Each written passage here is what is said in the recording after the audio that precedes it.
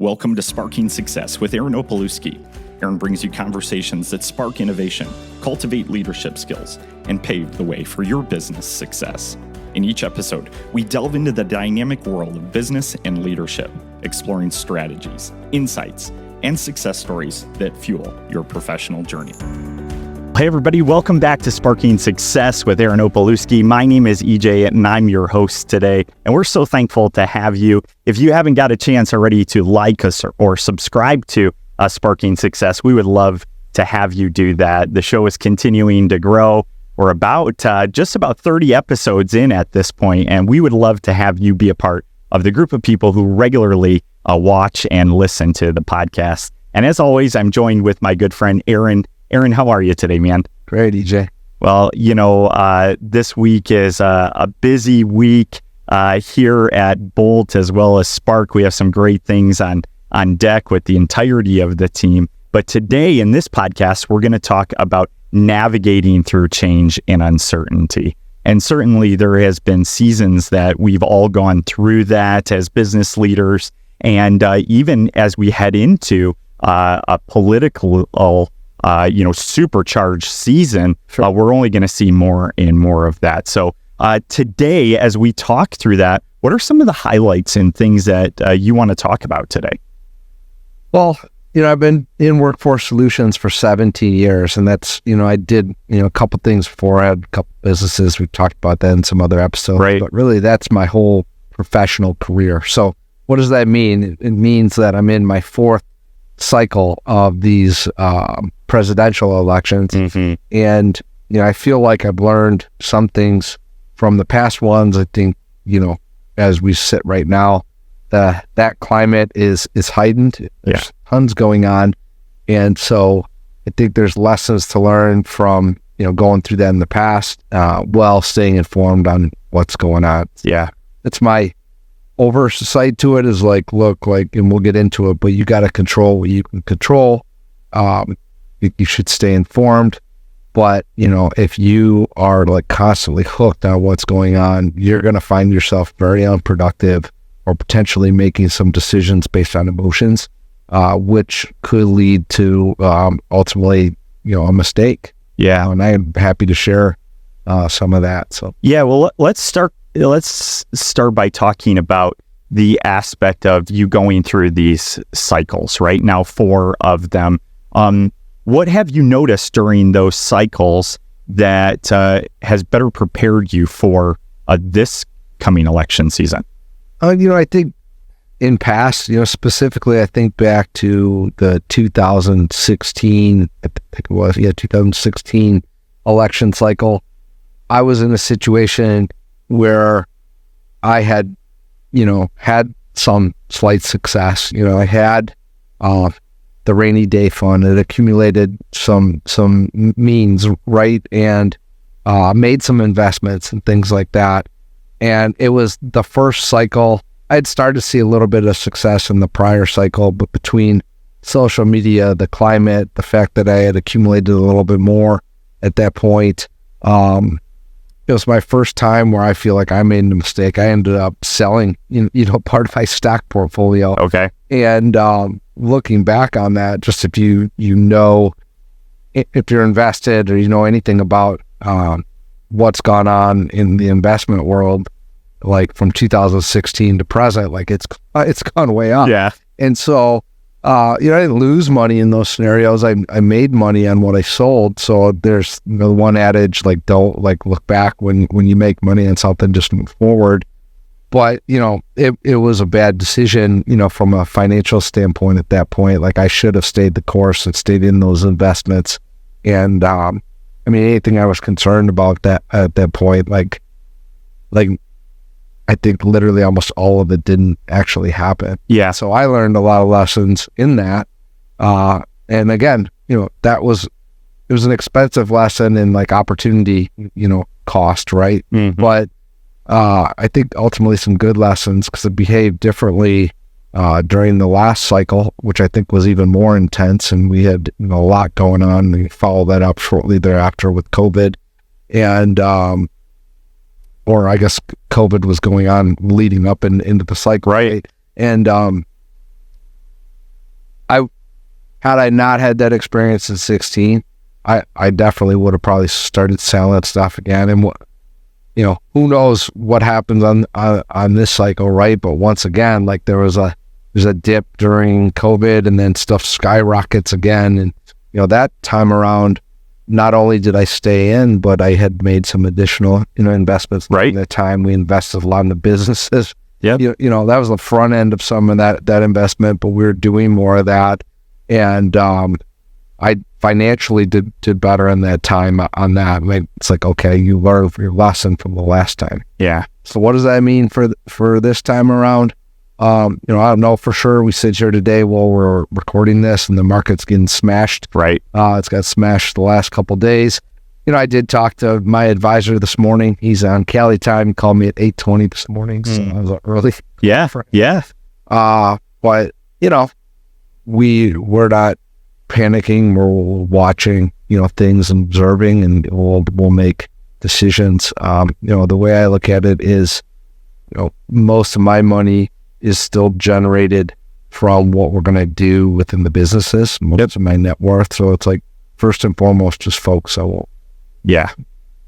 and then ultimately, like, God willing, like, I'm still in my 30s, right? So I have a long-term aggressive outlook on stuff. Right. So, I don't like seeing, the red on that or any of the stuff. Like, I talked to him. I read an article or two this morning. I have not looked at it since today.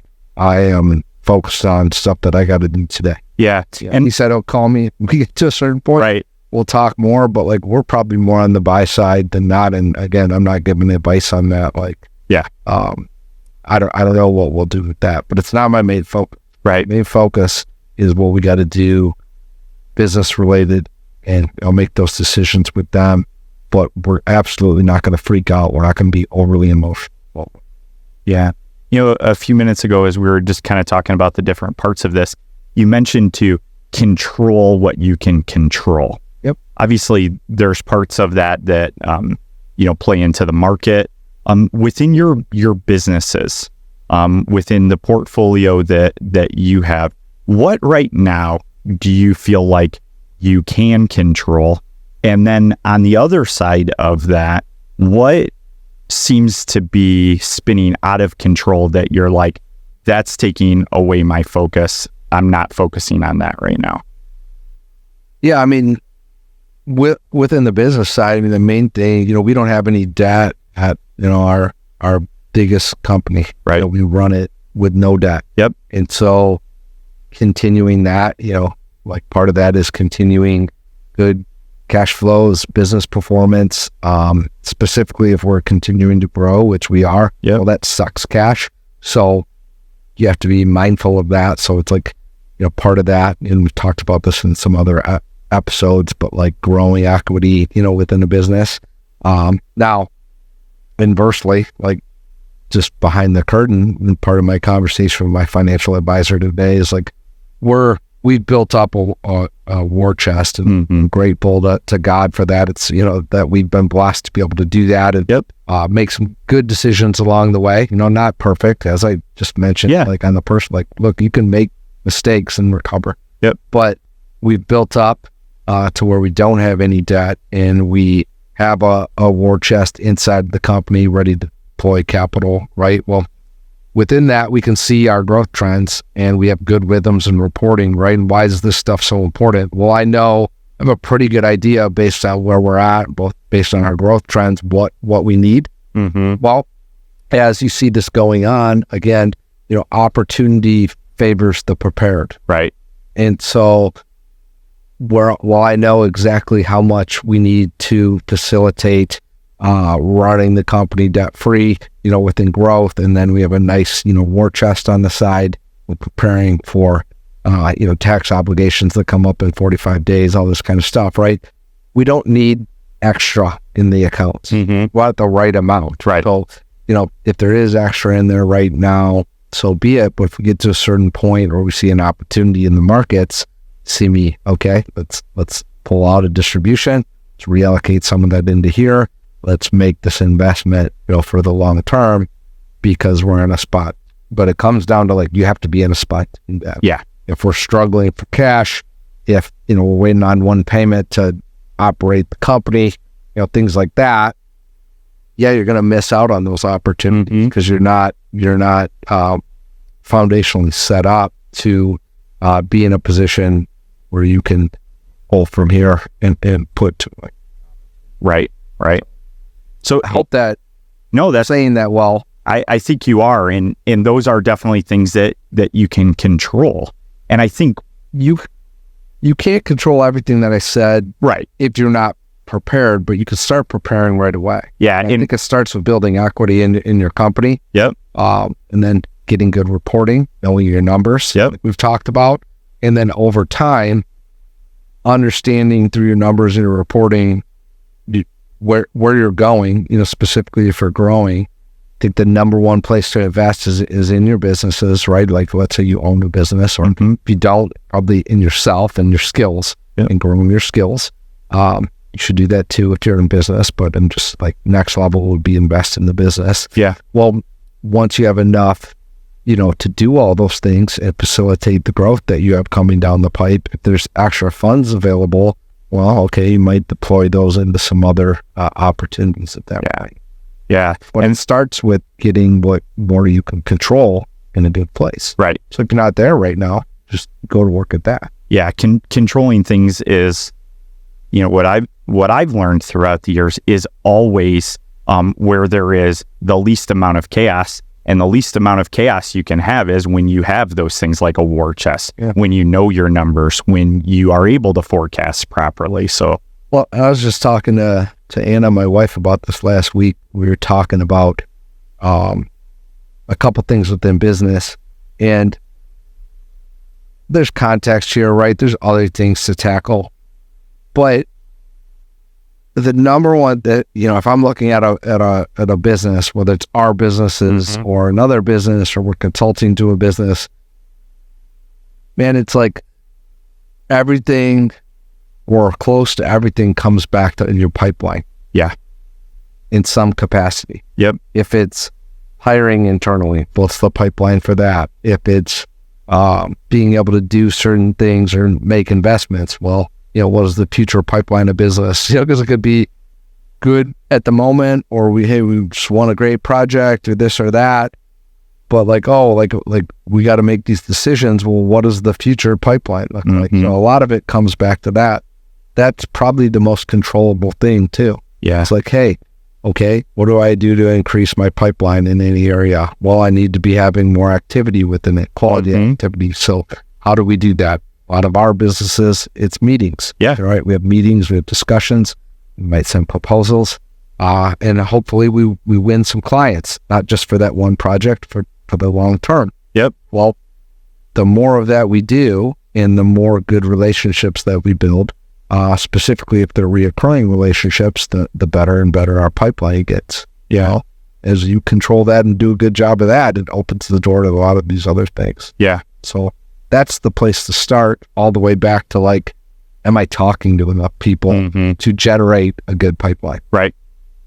So Aaron, within that, I know one of the things that, a few weeks ago when we were talking to our team just about this season and what's ahead, you really spurred us on to focus, to not get drugged down by everything, that's happening around us, not get tossed to and fro, back and forth. Is that something that over the years you have learned through these cycles, or is that something now that you're realizing more and more? And what are the keys to that for both business owners and the people that they lead? So I hope I answer your question. If I don't, and that was a huge run-on sentence, so my apology there too. So I think initially I shared with you like that's my perspective on like, hey, like here's what I've learned over the years on this, and here's why this is not even on the, like, I'm focused on what we got to do. I'm not freaking out about this stuff. If anything, we're probably a little more aggressive term outlook of things. Yep. And so I see opportunity if we're focused, both on the business side, maybe an investment side, to capitalize on being prepared. Yeah. in the business sense, potentially go out and, I'm big on like we control our economy. Like we're in hundreds of billions of dollars of industry. And, we're not even scratching the surface. We're not even at 100 million in revenue. Right. Now, our gross profit is ahead of some companies that are. Yep. Again, we're more focused on that, but let's use the revenue number right now just to put it in perspective. What does that mean? It means that we're in this, things are going to happen, markets are going to shift and all this stuff.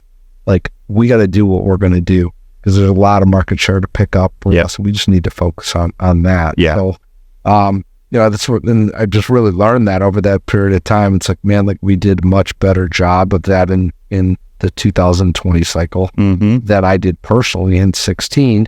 The business actually had a down year in 16 too, and it was then in 17 where we started to snap back. I don't necessarily tie those two together, but I find it kind of interesting. Yeah. It wasn't interesting at the moment. I was just up. Right. Yeah.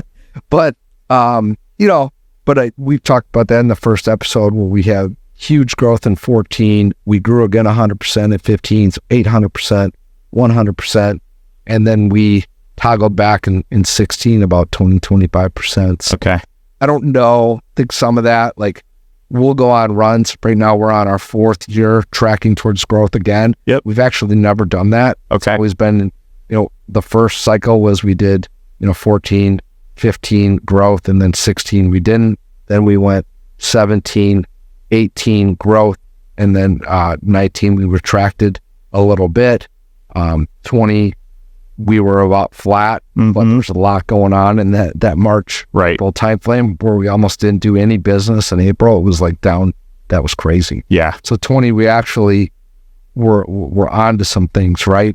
And so 21, 22, 23, 3 years of growth. Yep. We're trending towards a 4th year of growth. So, I hear a lot of people say 2 to 3 year cycles. Okay. And so we've seen those two heavy years of growth in the past, and then a little retraction, and we worked through it. I'm fortunate to sit here and say, hey, we've had 3 years of growth. It's been, that year of 800 and then 100, there's such a big amount of growth. I think like you're just going to hit this like ceiling. Yeah. And then retract back. Okay. But I'm getting off track somewhat, but it's just, there's some cycles to this stuff. And I'm feeling fortunate that we've kind of broken through this cycle and grown, but shoot, we did. You look at the last 3 years and we've grown over 100% of where we were at. This year we're not like tracking towards 100% growth, but most of the industry in our industry is down 30, 35% right now. We're trending up 13% over 7 months. Right.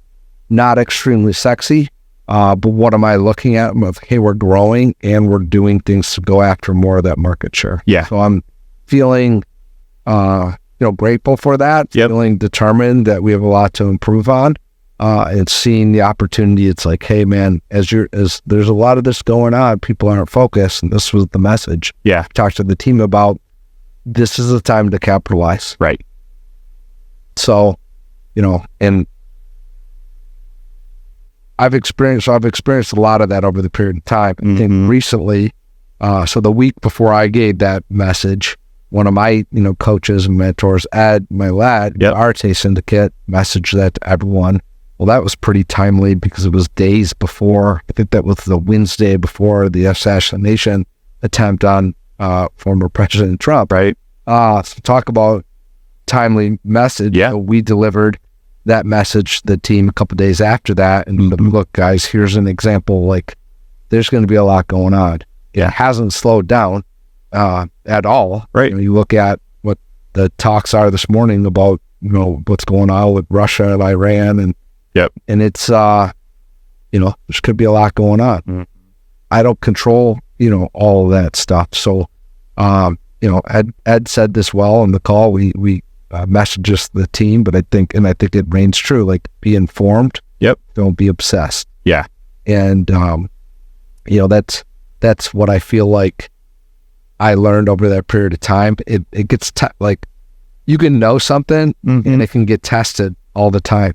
Yeah. Too. It's like, oh man, this is more extreme. This is more whatever.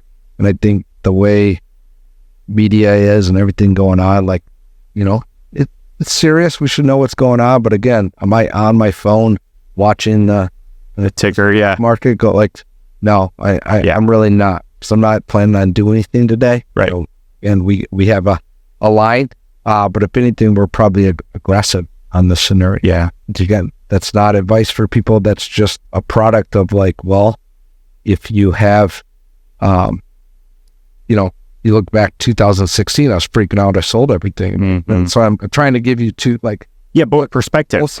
Yeah.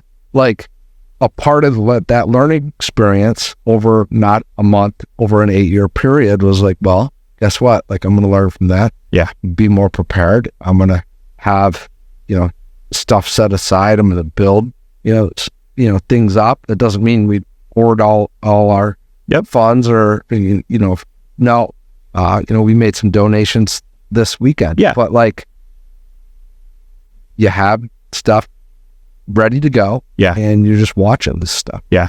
So I hope that's not. No, I think that's great. It actually, as you were saying that, a question popped into my head. You know, we've referenced a few times different cycles. We've referenced both, I think what at least I would call is what you're saying. There's some business cycles, right? You know, there's trends within the markets that we serve. There's also trends within the political scene that happens. Where do you where or how do you forecast those? Because, you know, we talked about the negative side some, right? Because we're in this negative cycle right now. But the uncertainty, where are you looking, Aaron, across our different, I'll call them buckets or our entities, our niches? Yeah. Where are you looking to find those trends to stay ahead of them? Is that just being consistent in our business, or are you looking other places to go, this may not be the political, right? But this is how I know where some of the trends are going with my businesses that would affect us. Is that an okay question to ask? Yeah, I mean, there's some stuff that I read like at a macro level. Okay. You know, it's some people that but like to my point earlier, how much does that truly affect us? I think similar to the media side of it, it's good for me to be informed about that. Yeah. Am I going to obsess over that? Can you give me a percentage? Because I like percentages. I just gave you. So this was from a macro report that I listened to, and they just put out like a through Q2 of 24 thing, and in workforce solutions, the general trend is down about 30%. Okay, I'm sorry. Let me stop you. I'm seeing of those outside outlets, how much does that influence you? 10%? 50%? Okay, that's what I was going after. Probably about 1%. Wow. I listened to that. I actually played this for Fletcher and Jake. I'm like, Jake, can you listen to 10 minutes of this? Yes. Okay, we're gonna listen to it. So we listened to it, and then we talked about like, hey, you know what's really cool about this? They met like the package service offerings that we're able to give, like they weren't referencing us specifically, but we're saying one of the things that is winning is essentially that, or that's how I took it. It's like, guys, like what we're doing where we can really take over a whole project or, you know, just be a single resource in multiple areas for a client. Yep. That's kind of what I mean by taking over, like, hey, let us come in and either assist or in a mid-market company or maybe a smaller company that's growing specifically fast and they don't have the infrastructure on the back end HR operations side. Let us come in and own these parts of it, or at least assist, because the company's growing faster than they have the internal infrastructure for. Right. Outsource some of that to us and we'll come on and help with that. And that's where you'll see we're winning projects where we're doing stuff on the ops side where handling their job boards for them and optimizing them. We're doing the searches, that's what appears to be winning in the market. Yeah. And it's like, it was good to hear that, right? Because I can look at it and say, yeah, that if we weren't doing all those things, I could see where we may be down. Yeah. We're not. Right. But a lot of it is tied to our package project offerings that I think get us more aligned with our core value of figuring out how to find a way to deliver value to people. Yeah. Doesn't have to just be placement. That's part of it, but there's more that we had to offer. Mm-hmm. So in this upcoming season, obviously, focus is a huge thing. Control what we can control. Mm-hmm. Do what only we can do and knock it out of the park. Mm-hmm. For each of the folks that we work with. Yeah. What do you feel like is something in this season that you would offer or share to people? Yeah. Just don't do this. Like this is right now. Sure. Through the storms that I've weathered and came out well on the other side. Just don't do this. Sure. Well, what I would not do is go into a victim mentality. Figure out what you can control. Yeah. And that you can own, and that you can say, look, like, here's what I got to do. Did I do it today or did I not? Yeah. Not like, oh, the weather was like this. Like, no, like the stuff that you can't control, like there's always something to be, frustrated about or negative about, but it's a choice. Yeah. And just don't go there. So what can we focus on? Again, focus on your pipeline or whatever is in the realm of that, from a business standpoint. Okay. Focus on your health. Yep. Okay. Focus on your mindset. Okay. For me, a big part of it is, connecting to faith, which I'm not perfect on all the time. Right. But like, I think times like this, I actually get better at it. Yeah. Like there's more going on. And, man, if I didn't have that, like I would be more drawn in or freaked out. It's like, hey, at the end of the day, like I believe God's in control. Yeah. And I believe that, if I am in the right mindset, like in doing things that ultimately are going to glorify Him, Mm-hmm. like doesn't mean that everything that I do is going to work or what I want to do is going to be, something that comes to fruition. Right. But it's worked out to this point. Yeah. And the more I can get in that frame of mind, it brings a little bit of calm to it, I guess. Mm-hmm. Maybe calm's the wrong word, but just confidence, I think would be a better word. Because it's nothing about it's really calm. It's like, no, you got to go do some stuff. Yep. But there's a confidence that comes, from that part of it for me. Yeah. So if you're not that way, maybe you consider it. Mm-hmm. If you are that way, I think you lean into it. Yeah. That's helped me out quite a bit. And again, those are some of the times that have brought me closer to God, and I think improved my relationship with Him. And, it's like that track record that we talk about in business. So it's like, hey, like, look, you had this adversity. Look, it was okay. Mm-hmm. What did you do during that time? Well, you were reading your Bible, you were praying. Yep. You were getting in that mindset. And I've got better in the last 4 years about staying in that mindset. I think, like when things are going well. Yeah. And so that was a step forward for me, because I would lean more back on that, like at times of struggle. Mm-hmm. But I've become more consistent in that area as well. Yeah. So it's like, but this is an opportunity within that. If you're not that way yet, or if you need kind of a push back that way, it's a great place to start. Yeah. Yeah, I love that. As we kind of land the plane today and wrap this episode up, anything else you want to share with people about uncertainty, negative, cycles or seasons that people need to hear from you today? Action. Yeah. Action gets you out of that mode. So it doesn't solve it overnight, no, but sitting there, kind of sulking. Yep. Or like I was saying, you got to move, you got to get to it. You got to go to work at whatever you're working on. Yeah. So you start there. You work on your mindset, you work on the stuff we talked about, but like, you got to go. Yeah. You got to go on this stuff. So you need to improve. That's cool. We all need to improve.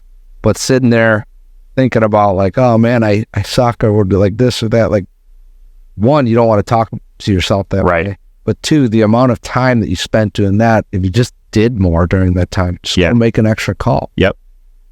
Do an extra 5 reach outs. Yep. Like, people are like, oh, that was lucky that happened to someone. Well, you can't get lucky if you don't take action. It's not luck. It's you do enough of the right thing, and 2 things are going to happen. Either it's going to work, something's going to pan out, or you're going to get rejected. Yeah. But you can learn from that. And so when you get rejected, that's what I'd be focused on too. Yeah, by all means. Get in the mindset right away. What can I learn from that? Yep. Or do I get better? Where did I miss? Like, I know this is good for this person.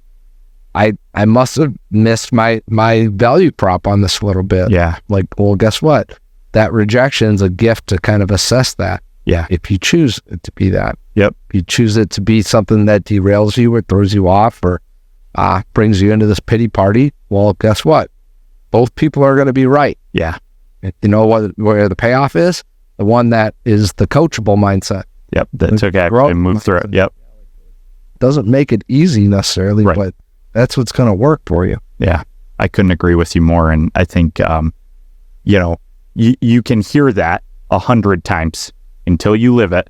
It don't matter. Exactly. And that's why you got to get out there and just live it, right? Because it's one thing to hear it, but you got to go do it for yourself. Yeah. And the people that have will be at home, listen to this or wherever they are, shaking their head because you know it to be true. Right. Well, a ton of great wisdom again today, Aaron. Thanks so much for sharing with us. I know I'm consistently learning on the podcast, and today, if you are as well, just go ahead and drop us a comment. We'd love to hear from you, hear from your perspective in this season or in past seasons of negativity and uncertainty, how you weathered the storm, and not only just weathered it, but came out of that storm even better. And we would love to have you be a part of that. So today, a couple of quick action steps. 1, do just that. Take some action in your life. Focus on what you can focus on and control what you can control. Aaron, a great time today. Thanks so much. And I look forward to doing it again. Thanks, E.J. Yeah.